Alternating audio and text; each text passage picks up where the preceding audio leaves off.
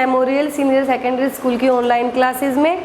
तो आज मैं आपको हिंदी व्याकरण से जो टॉपिक करवा रही हूँ उसका नाम है संज्ञा के विकार, यानी संज्ञा के विकारक तत्व। तो जो संज्ञा के विकारक तत्व होते हैं वो होते हैं लिंग, वचन और कारक। अच्छा, ये आपको अलग सा तो नहीं लग रहा? विकार का मतलब ही होता है परिवर्तन, यानी कि वे शब्द जो लिंग और वचन और फिर कारक में परिवर्तन करेंगे वो सारे विकारक तत्व हैं। यानी कि ये जो लिंग, वचन और कारक होते हैं ये वाक्य के अनुसार परिवर्तित होते रहते हैं, इसीलिए इनको क्या कहा गया है कि संज्ञा के विकारक तत्व हैं। ये जब संज्ञा बदलती है तो ये भी बदल जाते हैं, ठीक है। तो वाक्य में इनके कारण परिवर्तन हो जाता है। तो आज का टॉपिक हम शुरू कर रहे हैं। सबसे पहले हम इनकी परिभाषा लेते हैं। तो पहले है लिंग। स्त्री या पुरुष जाति का वर्णन कराने वाले शब्द लिंग कहलाते हैं, यानी कि वो शब्द जो स्त्री या पुरुष के बारे में हमें बता दे, हमें ये पता चल जाए कि ये स्त्री है या पुरुष है, यानी लड़का है या लड़की है। तो उसके प्रकार कितने होते हैं? प्रकार होते हैं उसके दो, पहला स्त्रीलिंग और दूसरा पुल्लिंग। पहला है स्त्रीलिंग। स्त्रीलिंग की क्या परिभाषा होगी? स्त्री जाति का वर्णन कराने वाले शब्द स्त्रीलिंग कहलाते हैं, यानी कि जो स्त्री के बारे में बता दे, यानी लिंग के बारे में बता दे, वो स्त्रीलिंग होते हैं। जैसे घोड़ी, लड़की, माता, मादा, खरगोश। ओके, उसके बाद है पुल्लिंग। पुरुष जाति का वर्णन कराने वाले शब्द पुल्लिंग कहलाते हैं। जैसे यहाँ घोड़ी था तो यहाँ घोड़ा हो गया, यहाँ लड़की तो यहाँ लड़का, यहाँ माता तो यहाँ पिता। अब ये है मादा खरगोश और नर खरगोश। कुछ ऐसे शब्द होते हैं जो स्त्री और पुल्लिंग, स्त्रीलिंग और पुल्लिंग बनाने में हमें कंफ्यूजन का सामना करवाते हैं, यानी कि हम पजल हो जाते हैं, भ्रमित हो जाते हैं कि ये स्त्री है या स्त्रीलिंग है या पुल्लिंग है। जैसे दीवार पे हमने छिपकली देखी, हम समझ नहीं पाएंगे ये स्त्रीलिंग है या पुल्लिंग है, तो वहां पर हम क्या करेंगे? मादा छिपकली या फिर नर छिपकली। ऐसे ही खरगोश में मादा खरगोश या नर खरगोश। मच्छर, मादा मच्छर, नर मच्छर। समझ रहे हो बेटे? यानी कि ये जो लिंग वाला है इसमें कुछ शब्द ऐसे हैं जिसमें स्त्रीलिंग या पुल्लिंग नहीं होते, वहां पर अलग से पता नहीं चलेगा, आपको नर या मादा लगाना पड़ेगा। अगर नर या मादा नहीं लगाओगे तो उसमें अलग से कुछ नहीं है, खरगोश का खरगोशी नहीं होगा, ठीक है। तो वो अलग से आपको करना पड़ेगा, मादा और नर लगाकर उनका अंतर हमें बताना पड़ेगा। उसके बाद आते हैं हम वचन पे। संख्या का बोध कराने वाले शब्द वचन कहलाते हैं, यानी कि वे शब्द जिससे हमें संज्ञा की संख्या का पता चले, क्योंकि बात तो संज्ञा की ही हो रही है ना। और वचन क्या बताएंगे? संज्ञा की संख्या बताएंगे। तो जो संज्ञा की, और संज्ञा क्या? नाम। दुनिया में जितने भी नाम हैं वो सारे संज्ञा, और संख्या के बारे में जो बताए वो वचन। तो ये कितने प्रकार के होते हैं? दो प्रकार के। पहला एक वचन और दूसरा बहुवचन। हम यहाँ लिख देते हैं एक वचन और दूसरा यहाँ हो जाएगा बहुवचन, ठीक है। दो प्रकार हैं ये। तो पहले एक वचन की परिभाषा हम कर लेते हैं। एक संख्या का वर्णन कराने वाले शब्द एक वचन कहलाते हैं, यानी कि जो शब्द किसी वस्तु, व्यक्ति, स्थान आदि के बारे में ये बताए कि वो एक है, सिर्फ एक के बारे में बताए, वो एक वचन है। जैसे कुर्सी, बेटा, बहन, नारी, चिड़िया और मित्र। उसके बाद है बहुवचन। अनेक संख्याओं का वर्णन कराने वाले शब्द, यानी कि एक को छोड़ के, बस इस एक को छोड़ देते हैं, यानी एक को छोड़ के दो या दो से अधिक शब्दों का वर्णन कराने वाले शब्द क्या कहलाते हैं? बहुवचन। यानी कि संख्या जब बढ़ जाती है, एक से अनेक में परिवर्तित हो जाता है, तो वो बहुवचन कहलाते हैं। वो कैसे बनते हैं? जैसे हमने कुर्सी एक वचन में ली थी तो कुर्सियां हो गई। फिर बेटा, बेटा का बेटे, सॉरी इसको ठीक करते हैं, ठीक है। उसके बाद बहन, बहनें, नारी, नारियां, चिड़िया। बच्चे यहाँ पर बहुत ही ज्यादा कंफ्यूजन में रहते हैं। जैसे मैम ने दे दिया चिड़िया तो बच्चे क्या करेंगे? चिड़ियाएं। और अगर चिड़िया भी देती हूँ तो भी क्या करेंगे, चिड़ियाएं, जबकि ऐसा कुछ नहीं है। जो मैंने चिड़िया दिया है उसके ऊपर सिर्फ आपको चंद्र बिंदु शो करनी है, क्योंकि ये एक है, यहाँ न की साउंड आ रही है गले से, तो चंद्र बिंदु लगते ही अनेक हो जाएगा। सिर्फ सबसे आसान होते हैं और यहीं पर बच्चे गलती करते हैं, ठीक है। तो चिड़िया, चूहिया, डिबिया, ये लिखा लिखाया मिलता है, सिर्फ चंद्र बिंदु लगानी है आपको, ठीक है। फिर है मित्र, मित्र गण, नेता, नेता लोग, शिक्षक, शिक्षक गण। कुछ शब्द ये ऐसे हैं वचन बदलों में जो आपको लर्न करने पड़ेंगे, आपको 2-3 बार पढ़ने से ही याद हो जाएंगे। उसके साथ कुछ शब्द मिलाए जाते हैं, जैसे मित्र तो मित्र या मित्रों नहीं हो जाएगा, मित्र तो मित्र गण हो जाएगा। अगर नेता दे देती हूँ नेता लोग हो जाएगा, ठीक है। तो ये सारा आपको अच्छे से देखना पड़ेगा। यहाँ 2 चीजें करने की है, यहाँ पर तो मादा और नर लगाने से स्त्रीलिंग पुल्लिंग अलग होंगे, और यहाँ पर कुछ शब्द दिए गए हैं, गण है, वृंद है या फिर शिक्षक गण है, तो ये सारे के सारे आपको एक वचन और स्त्रीलिंग पुल्लिंग में ध्यान रखने लायक है। अब इस चैप्टर में वैसे हम 3 टॉपिक को डिफाइन कर रहे हैं, ये 5th क्लास का है, तो इसमें लिंग, वचन और कारक, लेकिन ये जो कारक है ये स्पेशली 5th क्लास का है। अगर इसको 3rd 4th के भी बच्चे देखना चाहें तो आप ये 2 टॉपिक्स देख सकते हैं, लिंग बदलो और वचन बदलो, क्योंकि आपके सिलेबस में बेटे इतना ही है।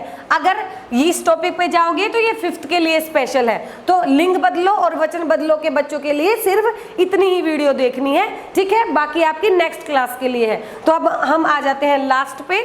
लास्ट आता है हमारा कारक, संज्ञा या सर्वनाम का क्रिया से संबंध बताने वाले शब्द, यानी जो संज्ञा और सर्वनाम है उनका क्रिया के साथ क्या संबंध है।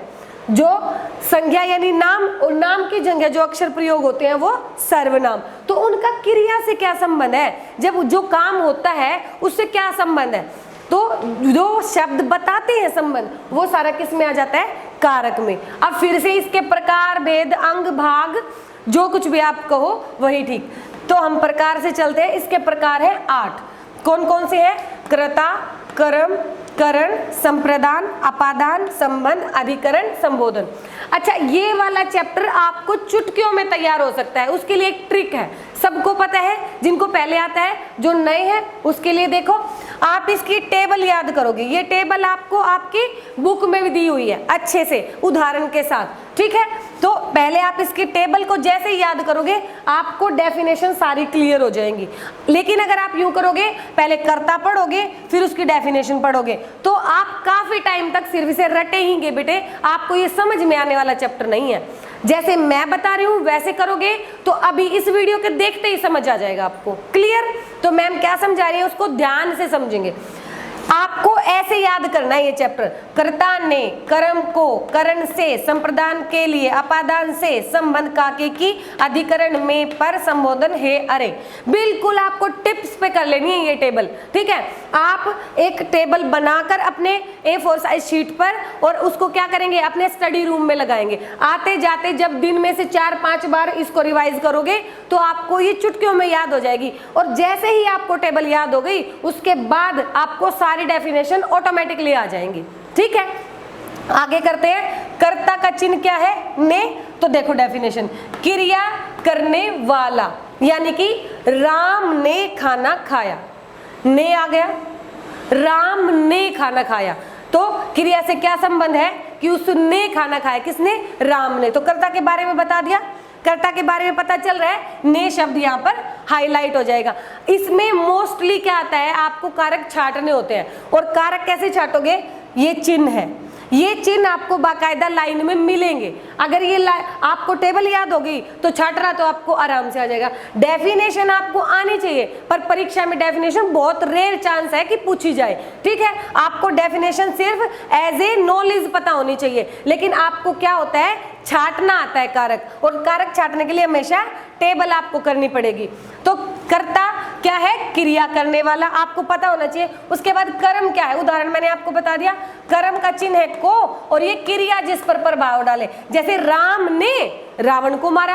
अब रावण पर प्रभाव है ना, किसको मारा है, राम ने तो मार दिया, पर किसको मारा, रावण को मारा, तो रावण यहाँ पर कर्म है, रावण को मारा, तो को किसके पीछे, रावण के पीछे, तो कर्म हो गया। करण से, क्रिया का साधन बताता है कि किससे काम, जैसे मैम मार्कर से पढ़ा रही है, ठीक है, जिस उदाहरण को हम लेके चले उसी से समझाती हूँ। राम ने रावण को धनुष बाण से मारा। अब राम ने करता है, रावण को कर्म है, और किससे मारा?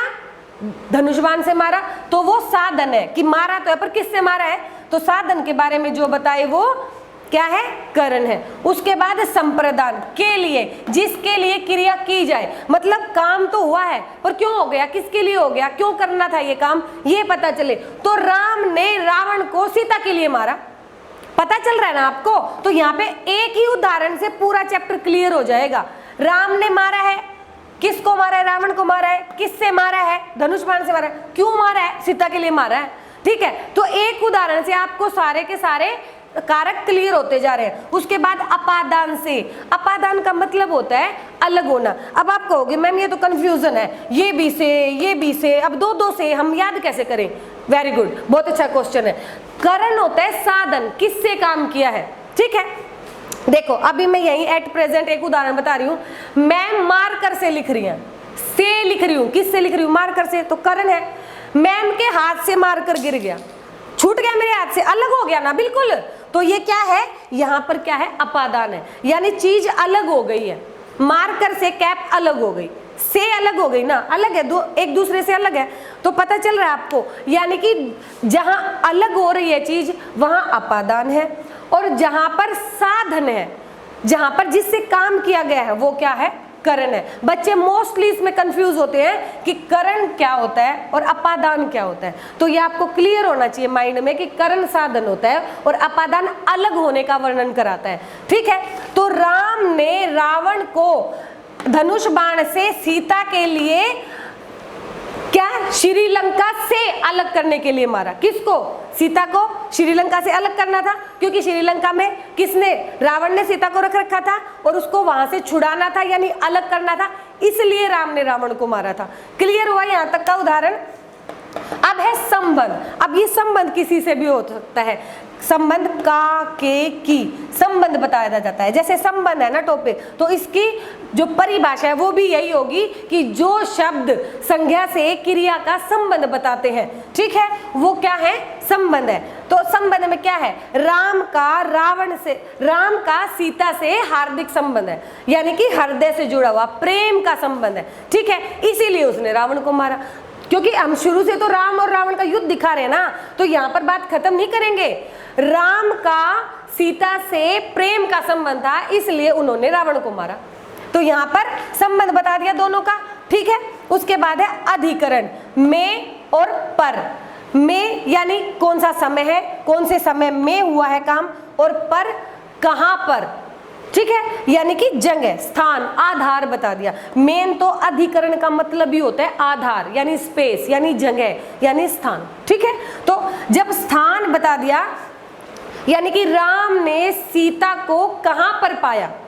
श्रीलंका में पाया था, तो राम ने सीता को लंका में रावण के पास पाया, तो वहां पर अब ये पर किसके लिए मैंने प्रयोग किया? लंका के लिए प्रयोग कर दिया, ठीक है। और राम जो सीता है वो कहाँ थी? वो अशोक वाटिका में थी, जगह बताया जा रही है, देखो में। जो सीता थी वो कहाँ थी? अशोक वाटिका में थी, तो में आ गया, ठीक है। तो में और पर का जहां पर संबंध हो वहां पर अधिकरण आ जाता है, स्थान और समय बताता है। लास्ट है संबोधन। संबोधन जैसे आपको पता ही है, जब हम एक दूसरे को पुकारते हैं तो संबोधित करते हैं, तो यानी कि पुकारने के लिए, जैसे हे राम सीता को रावण से आजाद करवाओ, या अरे अरे तुमने ये क्या कर दिया, इतना बड़ा घोर पाप कर दिया। कौन सा पाप? सीता को उठाने का पाप, पर नारी को देखने का पाप। तो यानी कि हम एक रामायण के जरिए पूरी की पूरी कारक वाले चैप्टर को अपने माइंड में क्लियर कर सकते हैं, ठीक है। यानी कि जब एक लाइन आप लिखोगे, उस एक ही लाइन में पूरे 8 अक्षर आप हाईलाइट करके और 8 के 8 उदाहरण दे सकते हो। मान लो परीक्षा है, परीक्षा में मैंने आपसे क्वेश्चन पूछा 3 मार्क्स में कि कारक किसे कहते हैं और उसके प्रकार के बारे में बताओ, तो आपको क्या करना पड़ेगा? कारक की डेफिनेशन देके और प्रकार के बारे में देख लोगे, प्रकार लिख के और उसको हाईलाइट कर दोगे, तो ये सारा आपके दिमाग में क्लियर हो जाएगा। तो बेटे आज की क्लास में आपने देखा कि हमने लिंग, वचन और कारक के बारे में पढ़ा है। मुझे उम्मीद है आपको काफी अच्छे समझ में आ गया होगा। प्रश्न उत्तर आप अब की बार खुद बना सकते हैं, क्योंकि मैं हर बार आपको बता रही हूँ प्रश्न कैसे बनेंगे वो मैं बता रही हूँ। सबसे पहले संज्ञा के विकारक कौन से हैं देखो, अपने आप बनाओ, क्योंकि पिछली जितनी भी वीडियो आई है सारों में मैंने आपको बना के दिया है। उसके बाद लिंग की परिभाषा, वचन की परिभाषा, कारक की परिभाषा, फिर उनके प्रकार, फिर उनके प्रकार की परिभाषा, फिर उनके उदाहरण। ठीक है, तो आज की कक्षा में बेटे इतना ही। उम्मीद है आपको काफी अच्छे से समझ आ गया होगा और आप इस चैप्टर को देखते हुए, समझते हुए बात को समझ जाओगे। धन्यवाद।